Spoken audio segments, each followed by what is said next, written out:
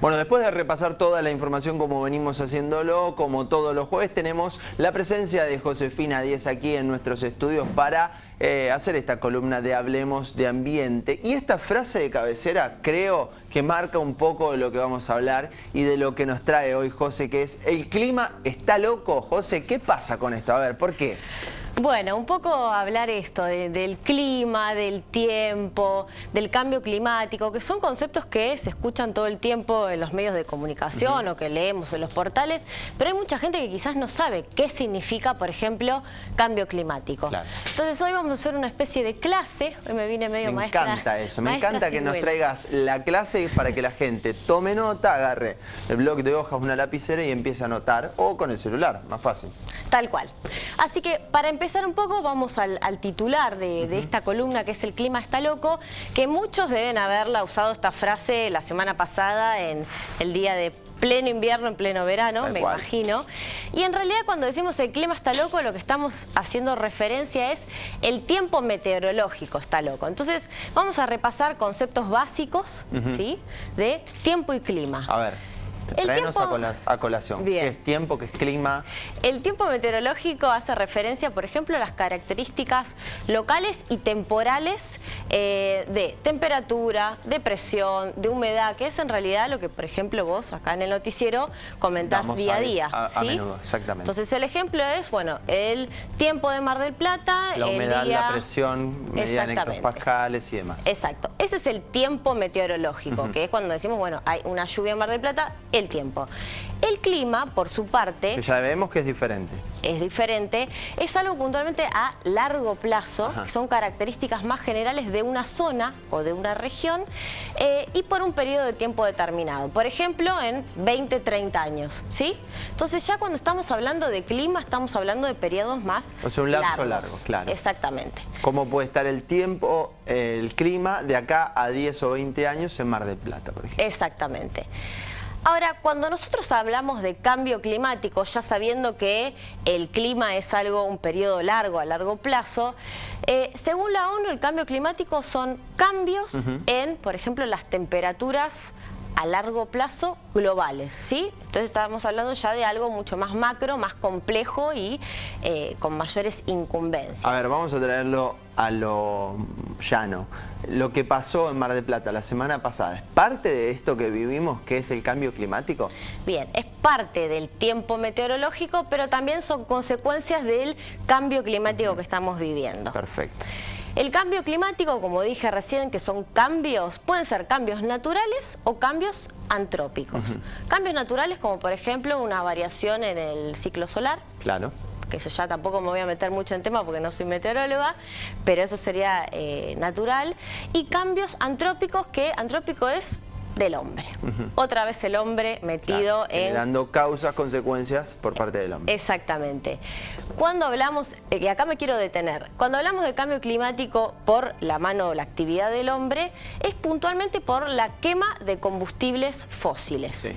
Combustibles fósiles, carbón, petróleo y gas. Acá ya vemos una imagen que podría ser parte de todo eso. Sí, mismo por ejemplo para la fábrica esta, para la energía que se necesita, estamos quemando combustibles fósiles. La quema de combustibles fósiles genera gases, ¿sí? Y ahí seguimos con la mamushka de conceptos. Vamos sacando vamos haciéndolo así se entiende más fácil. Puntualmente cuando estamos hablando de gases de efecto invernadero, que es los productos de la quema de combustibles. El efecto invernadero, para que lo entiendan, es un proceso natural que está desde cuando se creó la Tierra, que de hecho si el efecto invernadero no existiera no podría haber vida en el planeta, porque nuestro planeta estaría en unos menos 18, menos 20 grados. ¿Sí? Entonces el efecto invernadero lo que hace es mantener la temperatura del planeta. ¿Qué pasa? Nosotros, como seguimos emitiendo gases de efecto invernadero, que puede ser el dióxido de carbono, el metano, óxidos nitrosos, bueno, vapor de agua, ozono, que son los que mismo emiten los autos o las fábricas y demás, lo que estamos haciendo es colaborar para que el planeta se caliente cada vez más. Hay un video que la NASA explica muy sencillo cómo funciona el efecto invernadero, que es de la siguiente forma. Los rayos solares ingresan a la superficie de la Tierra. Algunos son absorbidos por el suelo, otros se desparraman reteniéndose por la atmósfera y otros vuelven al espacio, ¿sí? Eso es como el equilibrio. Cuanto más carga de gases de efecto invernadero vamos a tener como una barrera. Claro. Entonces los rayos del sol, el calor, va a seguir reteniéndose. Ahora decimos, bueno, ¿qué puede pasar si se calienta? Sí, tenemos un día en verano mucho calor, o bueno, la cuestión es que es algo problemático, y acá es cuando hablamos de crisis climática. La temperatura promedio del planeta está alrededor de los 15 grados. Hay cumbres, convenciones, informes, bueno, infinidad de reuniones a nivel mundial para que la temperatura del planeta no siga aumentando. Hay plazos, ¿sí? Para el 2030... la temperatura no tiene que aumentar más de 1,5 grados de la temperatura promedio.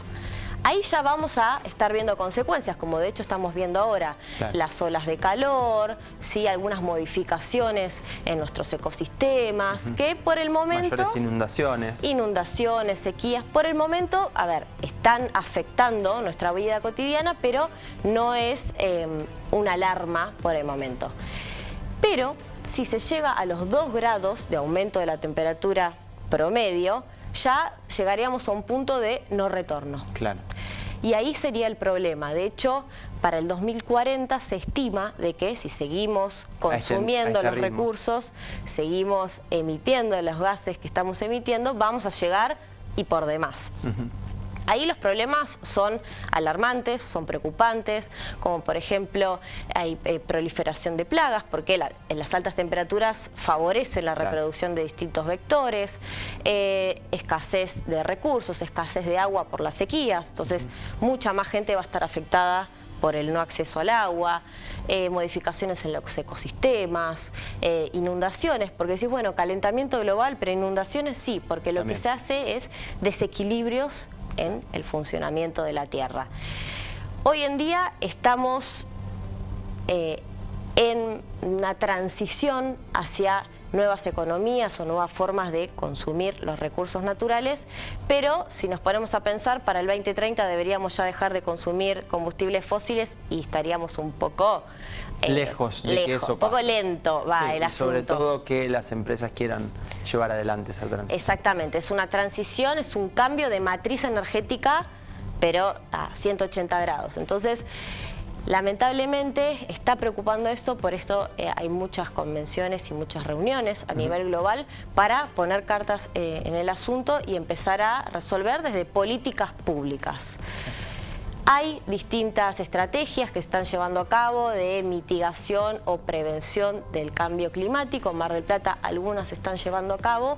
Por supuesto que en Europa o en Norteamérica hay quizás estrategias un poco más avanzadas. Nosotros estamos un poco alejados de la situación, pero la acción es ya. Por eso tenemos a Greta, que el otro día la mencionamos, cada vez más activa en redes sociales y en este tipo de reuniones. Y muchos gobiernos ya están empezando a implementar la palabra cambio climático y buscando soluciones a esto. Qué bueno que se hable de todo esto, que eso es lo más importante y por eso lo traemos siempre a colación y hablamos de distintos temas de ambiente, de sustentabilidad y hoy nos afecta, y claro que nos afecta el cambio climático y por eso trabajamos para entender y para que entre todos podamos hacer como nos explica José con esta especie de maestra Josefina que nos trae acá en la sección de los jueves, el aprendizaje en conjunto de todas estas cuestiones. José, ¿dónde te encuentran? En Instagram y en Facebook como Marcinplast. Bueno, a José le agradecemos como siempre por estar acá presente. Nosotros hacemos una pausa y regresamos con más.